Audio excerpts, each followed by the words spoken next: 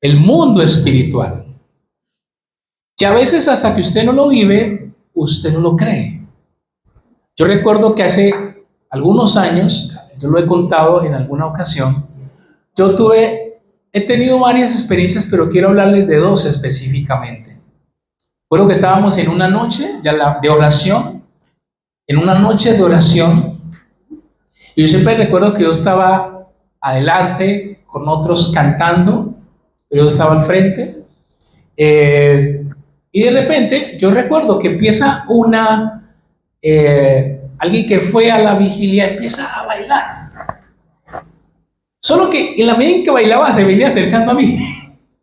Yo decía, ¿esta en qué andará? ¿No? Pero era así como que, así era, ¿no? Yo estaba adelante y sí, sí.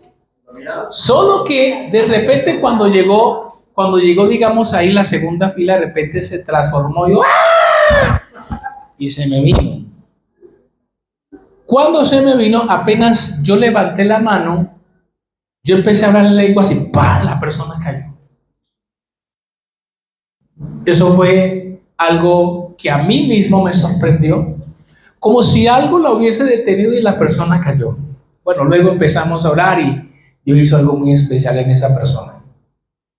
Luego otra vez, en otra ciudad, orando por alguien que estaba pasando por un momento de liberación, de repente lo que tenía esa persona, una especie de opresión muy fuerte, dijo como en otra voz, algo así como te voy a ahorcar, así me dijo. Y era un hombre, y el negro estaba más flaquito. No, no sé si acá se dice, pero en Cali era un macancán. Así, porque me habla con otra voz y me dice, te voy a ahorcar. Y entonces, él hacía así, y yo recuerdo que él se va levantando, y literalmente yo vi esto. Él hizo así, no sé si Marta se acordará si estaba. Él hizo así, y de repente, como si algo le cogiera las manos y se las puso ahí, ¡pah! Y se los puso en el piso. Ese día, yo también me sorprendí. Y dije, tremendo. Y bueno, luego oramos por liberación y Dios empezó a hacer la obra. Hace algunos años a veces nos hemos encontrado porque él está en otra ciudad y él se ríe y recuerda ese momento. Se ríe y recuerda ese momento, un deportista, ¿no? Claro. Porque él a veces volvía la voz de él, era de película. A veces volvía la voz de él y decía, no sé qué me pasa, lo que sea, y luego cambiaba, no, soy yo, así era la cosa. Salía, ¿qué tengo? Le era la voz de él y luego cambiaba la voz. Ese día, y a través de esas experiencias, no han sido muchas, pero esas experiencias, entendí el tema de la dinámica espiritual. Entendí que hay un mundo espiritual que a veces nosotros, no, claro, como no lo vemos, no somos conscientes de eso. El tema de hoy tiene que ver con eso.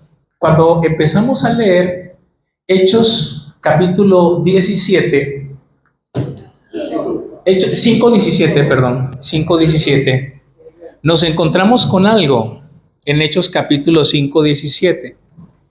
Mire lo que dice la Biblia en Hechos 5:17.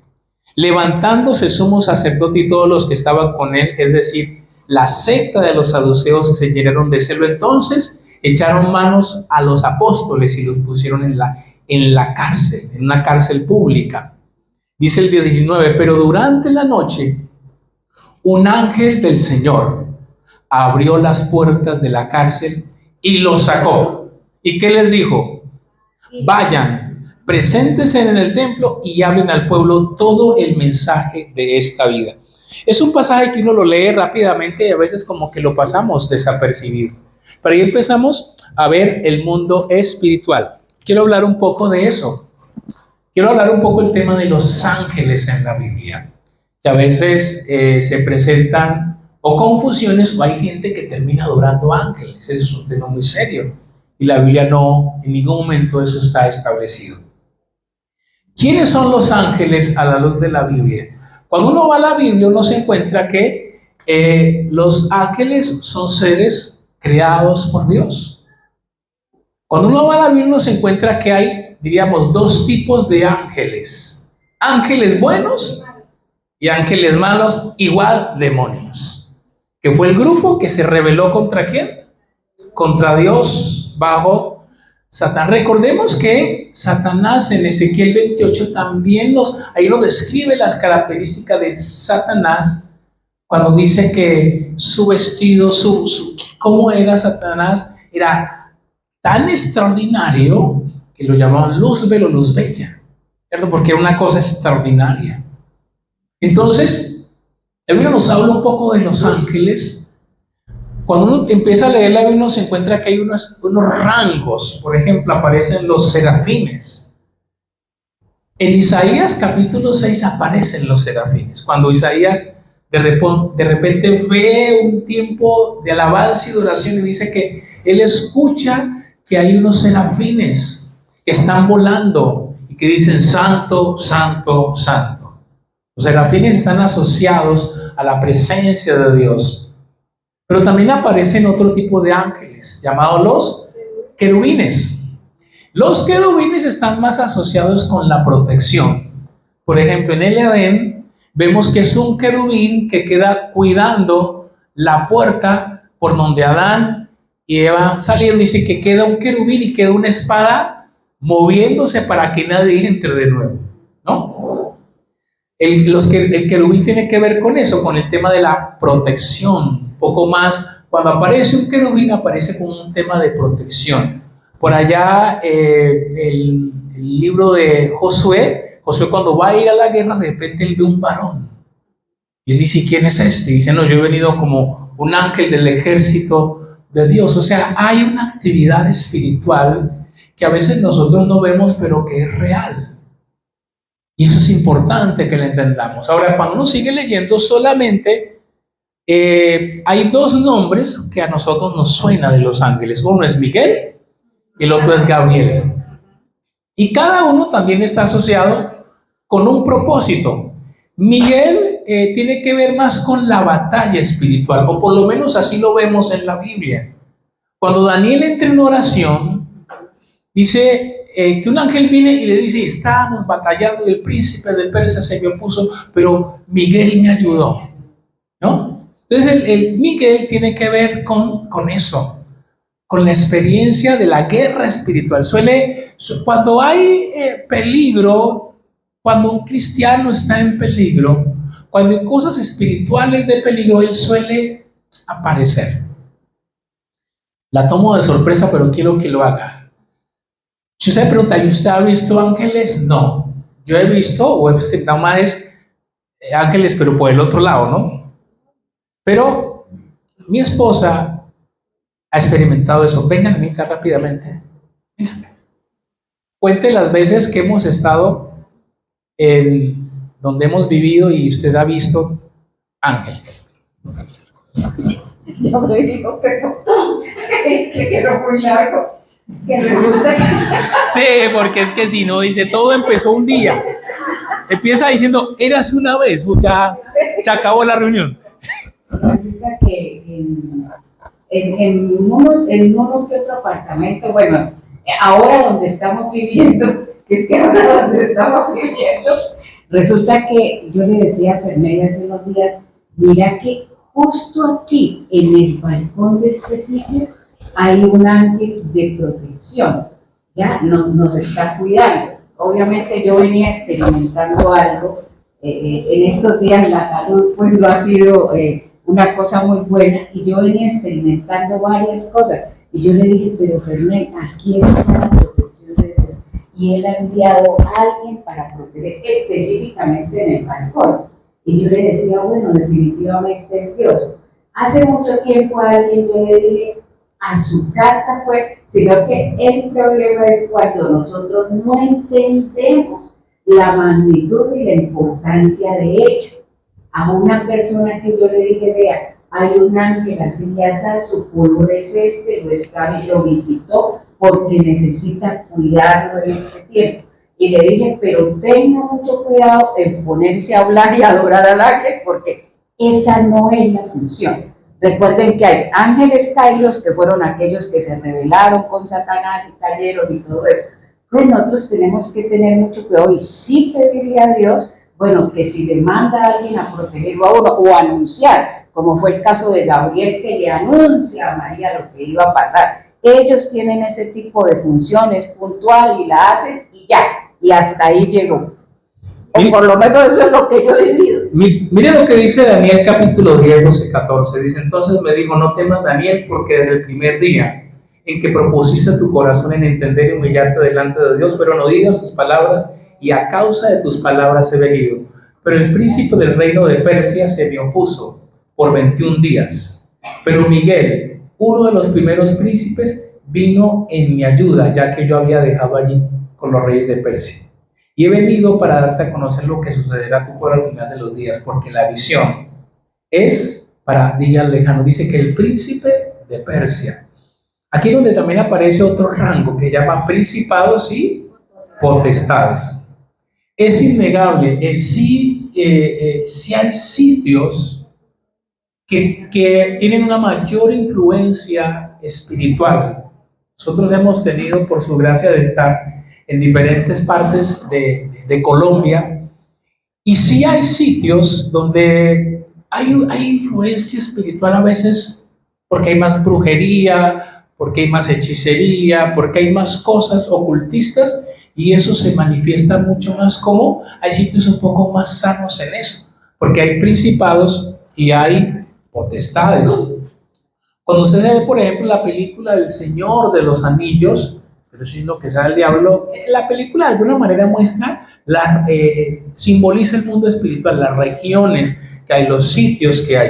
En Primera de Tesalonicenses 4, 16 al 18 dice, el Señor mismo descenderá del cielo, dice, y con voz de arcángel y con trompeta de Dios. Aquí aparecen los arcángeles. Miguel, por ejemplo, se cree que el arcángel es el mayor grado. La palabra arcángel viene de jefe máximo o supremo.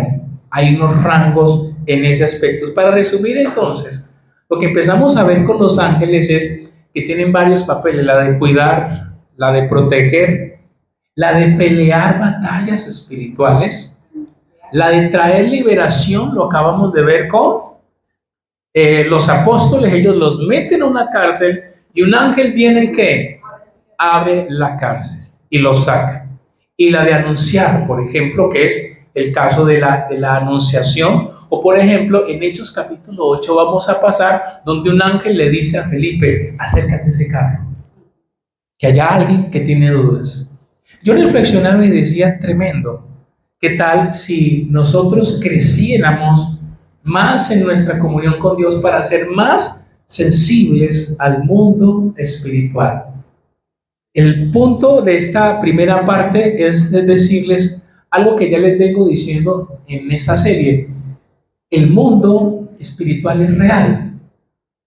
Hay ataques ok, no tienen que ver nada con lo espiritual, pero hay ataques que usted puede estar experimentando, que pueden ser del enemigo.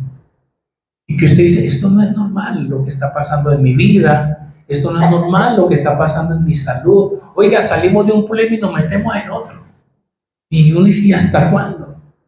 Y es muy probable que ahí donde hay que empezar a decirle, Señor, muéstranos qué puede ser, porque esto no es normal. Yo le doy con toda, yo me esfuerzo y tal vez no estoy viendo la gloria de Dios como debiera. Y entonces, yo hay que considerar y decirle al Señor, y entrar en oración y ayuno para decirle al Señor que muestre qué es lo que está sucediendo, qué es lo que está pasando. Miren, hace días yo llamé a alguien y le dije lo siguiente, porque tuve esta visión. Yo no soy mucho de contar este tipo de cosas, yo en eso más bien soy muy cuidadoso. Ustedes no me escuchan mucho acá hablando de eso, pero el tema nos va llevando a eso.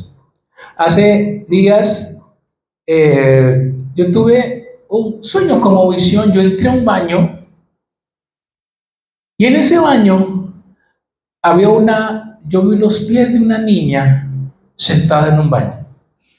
Yo entré y lo vi los pies de una niña sentada en un baño. O sea, no se veían los pies, pero era como si ella de aquí para abajo estuviera metida en el baño. O sea, entonces cuando yo entro, de repente lo que está doblado se levanta y de aquí para arriba es otra cosa terrible y me empieza como a perseguir. Luego más adelante yo escucho la frase, es ya la casa está libre, se puede vender. Entonces hay cosas que usted, como en la Biblia, los profetas vieron cosas que nosotros hoy las estamos entendiendo.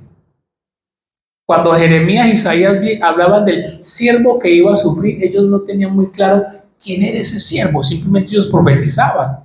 Hay cosas que usted va a ver y que usted no va a entender y que a veces me preguntan a mí, ¿y usted qué le parece? Yo le digo, no tengo ni idea. Porque uno no se las sabe todas. Yo que digo, mire, ore y dígale a Dios. El caso es que orando y hablando con Marta y orando, lo que entendí es que había una casa que había que venderla, pero que había que orar porque en esa casa probablemente se había cometido un aborto de una niña que la habían echado por ahí. Y que eso había traído atadura a esa casa. Y por eso esa casa no se vendía. Yo le dije a ellos, mire, esto es lo que yo creo, oren y avancen en eso. Y Dios ha metido su mano de una manera muy especial y ellos saben de quién estamos hablando. Entonces, familia, el mundo espiritual es real. Mi propósito con esto no es para que nos llenemos de miedo, no, mayor es el que está en nosotros que el que está en el mundo. Pero sí para que entendamos que hay cosas que son naturales y que usted le da con todo y usted sale adelante, pero hay cosas que usted necesita saber si puede haber una circunstancia espiritual. Entonces, ¿qué es lo que estamos viendo en esta primera parte del libro de los Hechos? Y es que Dios, y es con lo que yo quiero que nos quedemos hoy, Dios es capaz de traer libertad sobre cualquier cárcel que usted se encuentre. Tal vez no físicamente, tal vez aquí estamos libres. La reflexión donde les quiero llevaros, ¿hay alguna área de su vida donde usted experimenta cárcel? Pues yo lo que le quiero decir, si usted lo cree en el nombre de Jesús, es que Dios puede traer libertad a esa área de su vida. Porque Dios es un Dios que se mueve por encima de todas las cosas. No hay puerta, no hay cerrojo, no hay pared que Dios no pueda mover en su vida si usted lo cree. Es con lo que hoy yo quiero que nos llevemos de esta primera parte. Ellos llegan, dice que son sacados de la cárcel y el ángel, ¿qué le dice? Vayan y ¿qué? Prediquen el mensaje. Vayan y hablen el mensaje, vayan. No los van a poder encerrar. Recordemos que si seguimos en la historia, es la segunda vez que los meten a la cárcel. Ya habíamos leído que los habían metido antes en la cárcel, que los habían amenazado. Y entonces ellos salen y empiezan a predicar. Seguimos en la historia de Hechos 5:17 en adelante. Y luego los mandan a ellos a buscar. Vayan, tráiganlo. Y cuando ellos van, resulta que llegan y están los soldados, la cárcel está cerrada, pero dicen, pero no los encontramos. Entonces dicen, ¿y esto en qué va a parar? Dice la clase religiosa, ¿esto en qué va a parar? Y dice, a propósito, acabamos de oír que ellos están allá en el templo predicando. Dice, no puede ser esto, desgraciados. No puede ser, los metimos en la cárcel y ahora están afuera predicando. Por eso ellos son imparables. Y entonces van y los buscan y le dicen, venga. Pero dice que ya no los traen a la fuerza por temor al pueblo, sino que vengan otra vez y se los llevan y les vuelven y le hacen la misma pregunta. ¿Ustedes por qué están diciendo o están hablando si nosotros les dijimos que no lo hicieran? Y Pedro vuelve a decir que lo mismo de siempre. Mire, es la constante. Pedro, ¿qué dice? Pero va a decir lo mismo, es que al hombre que ustedes crucificaron, Él resucitó. Nosotros somos sus testigos y nosotros no vamos a dejar de decir lo que nosotros hemos visto y oído, que iglesia! ¡Qué discípulos tan valientes! Pero ahora viene la segunda enseñanza. Si seguimos ahí en la lectura, les narro un poquitico de lo que pasó. Resulta que más adelante, en el versículo 33, ¿cierto? 33, ahí les conté un poco, les adelanté la historia. En el 33 dice así: cuando ellos oyeron, porque los amenazaron, porque Pedro les dice Pedro dice que ustedes son los culpables. A Pedro, cualquier oportunidad que tenía, ¿qué le decía? Ustedes son los culpables. Ustedes lo despreciaron, ustedes, nosotros somos testigos. El Espíritu Santo, dice el 32, dice que ellos los oyeron, el 33, profundamente ofendidos y querían ¿qué? Matarlos. Ya no era la amenaza, ya no era la cárcel, ahora el siguiente nivel, ¿cuál era? Matarlos. Y entonces se levanta un fariseo llamado Gamaliel. Gamaliel dice: un momento, silencio. Yo les quiero dar un consejo a ustedes. Dice Gamaliel, maestro de la ley, respetado por todo el pueblo, se levantó en el concilio y ordenó que sacaran afuera a los apóstoles por un momento. Y les dijo: hombres de Israel, tengan cuidado de lo que van a hacer con esos hombres. Porque hace algún tiempo Teudas se levantó pretendiendo ser alguien y un grupo como de 400 se unió con él y fue muerto, y todos los que lo seguían fueron dispersados y reducidos a nada. Después de él se levantó Judas de Galilea en los días del censo y llevó mucha gente tras sí. Él también pereció y todos los que lo seguían se dispersaron. Por tanto, en este caso les digo, no tengan nada que ver con esos hombres y déjenlo en paz, porque si este plan o acciones de los hombres perecerá, pero si es de Dios, ustedes no lo van a poder destruir. No sea que se hallen luchando contra Dios. Ellos aceptaron el consejo después de llamar a los apóstoles y los azotaron. ¿Sabe cuántos latigazos daban? 39. Los azotaron, no es que tenga para que sea, no, 39. Ese era lo que decía la ley. Y les ordenaron que no hablaran más en el nombre de Jesús y los soltaron. Los apóstoles pues salieron de la presencia del concilio. Oiga, mire esto. ¿Y qué hicieron ellos? ¿Estaban tristes y aburridos? No. Regocijándose de que hubieran sido considerados. Yo dije: Dios mío, qué cosa tan tremenda. De sufrir afrenta por su nombre. Y todos los días, aquí viene la visión de los grupos. Todos los días, por el templo y por la casa, no cesaban de enseñar y predicar el evangelio. Y quiero que analicemos la segunda enseñanza para que, familia, oremos y le demos gracias a Dios. Se levanta Gamaliel, un fariseo, estaba en el Sanedrín. Recordemos que Gamaliel fue maestro de Pablo. Pablo más adelante lo va a mencionar. Pablo va a decir: yo me estudié a los pies de Gamaliel. Gamaliel era, haga de cuenta, lo mejor de lo mejor. Hoy Gamaliel vendría como de Oxford, por allá, de una cosa, un altísimo nivel era Gamaliel. De Harvard. Si alguien hablaba, todo el mundo se quedaba. Ese era Gamaliel. Más los judíos, el abuelo de Gamaliel hoy sigue siendo recordado en Israel, un rabino llamado Hillel. Imagínense eso. Y dice la Biblia que Gamaliel se levanta y dice: señores, yo les voy a dar un consejo. Miren, hace algunos años o meses se levantó un tal Teudas, 400 lo siguieron, él se murió. ¿Y qué pasó con ese grupo? Se acabó. Luego Judas el Galileo, también se levantó otro Judas, y mucha gente lo siguió, y luego él murió y esto se acabó. Yo les doy un consejo. Si esto es de los hombres, va a perecer. Pero si esto es de Dios, ustedes no lo van a poder detener. Y aquí entra algo que es bien interesante de analizar. Los estudiosos de este texto se dividen en dos grupos. Yo ya le voy a decir de qué lado estoy yo. Algunos estudiosos de este texto dicen que aquí nace el famoso principio de Gamaliel. Según los estudiosos, dice que este principio nos enseña que si algo es de Dios, se mantiene. Es el principio de Gamaliel y usted escuchará hablar acerca de eso, del principio de Gamaliel. Lo que es de Dios se mantiene. Pero hay otro tipo de visión de este texto que contradice lo primero, porque suena muy correcto. Lo que es de Dios se mantiene.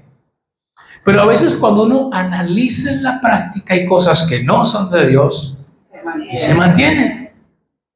Entonces es un tema que hay que mirarlo con lupa. Yo me ponía a pensar y me puse a investigar. Corea del Norte lleva 77 años en dictadura. O sea, hay gente que nació y murió en la dictadura. Cuba lleva 66 años. Varios países en África llevan más de 40. Eso se matan y vuelve y sigue el otro. Terrible.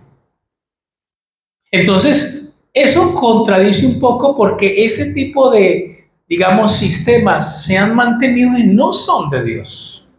Hablemos de religiones. El Islam, por lo menos a la luz de los que creemos en la palabra de Dios, no es de Dios. Es una religión de muerte. Por más que algunos inocentes digan, ay, pero que el Corán es muy romántico, no tienen ni idea de lo que eso significa. Busque en YouTube el video de Rahab Salah Naaman. Rahab Salah Naaman es un islamista que se convirtió al cristianismo y él cuenta en detalle qué es eso. Hay suras, que quiere decir versículos en el Corán, que dice a los cristianos hay que matarlos. Hay gente que no sabe y dice, no, el Corán es romántico, pero mire que se ha mantenido. Los mormones, su piso teológico no es bíblico y se ha mantenido. Entonces, por eso lo que Gamaliel dice tiene parte de verdad, pero hay cosas que no aplican. Ahora, este es lo que yo aprendí de este texto para que oremos. Gamaliel dijo eso, no esperemos a ver qué pasa, es el mensaje de Gamaliel. Pero Gamaliel sabía la resurrección de Jesús. Gamaliel vio o supo de los milagros que hicieron los apóstoles, porque es más, fueron llevados a eso precisamente porque habían milagros. La gente empezó a venir de otras ciudades. Es la primera vez cuando usted lee Hechos capítulo 5, 16, que empiezan a venir de otras ciudades. Y obviamente esto les mueve el piso a la clase religiosa y ellos se ponen mal. Y Gamaliel sabe de la resurrección, Gamaliel vio los milagros, pero Gamaliel sale con este argumento. Y la enseñanza aquí también es clara, y es, no le pidas a Dios confirmación de lo que ya es evidente. Porque muchas veces uno se encuentra con cristianos, con hijos de Dios, pidiéndole a Dios, háblame en lo que ya es que evidente. Usted puede tomar la decisión que sea, pero usted se está metiendo en yugo desigual. Señor, por favor, háblame de eso. La Biblia ya habló. Si usted lo hace es otra cosa. Pero ya la Biblia habló. Ya Dios fue claro. Y hay por algunos les ha ido bien, gloria a Dios. Pero no le pregunte a Dios lo que ya está claro. Hace muchos años aprendí una cosa. Hay cosas por las que no hay que orar. Hay que obedecer. Entonces, el mensaje de Gamaliel era, esperemos a ver. ¿Cuál esperemos a ver? Ya era claro. Ya habían evidencias.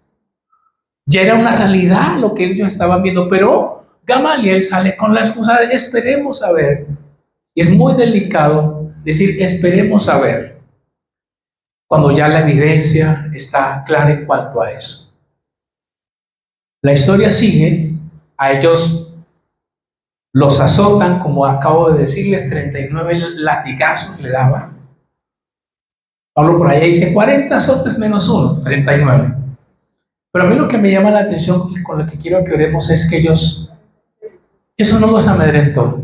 Yo pensaba y decía, Señor, tremendo, porque hoy nos amedrentamos con menos cosas. Hoy ante cualquier amenaza, el Hijo de Dios dice, ok, no hablo entonces porque no me quiero meter en problemas. Yo decía, Señor, si le tomamos la fotografía, y hablemos de nosotros, no vamos a hablar de nadie más, la fotografía de la iglesia y de lo que vemos, decimos, Señor, nos falta ser más valientes. Hoy entonces, si yo voy a tocar un tema y habla de ideología, y bueno, entonces yo no lo toco porque me da temor. Entonces, no, yo no, pues ¿usted qué opina? No, me quedo callado porque me da temor hacer sentir mal a alguien. O hay gente en la casa y familias o amigos que te hacen sentir mal. Entonces gente que se ha alejado por el temor al rechazo social.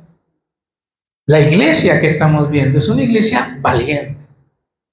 Es una iglesia no masoquista, porque no estamos hablando de eso. Una iglesia valiente, dice el Señor. Creo que el reto que tenemos nosotros de cara a todo lo que estamos viendo, mire, yo me sorprendo con algo y es, Satanás publica sus mentiras con autoridad y las declara abiertamente y con valor.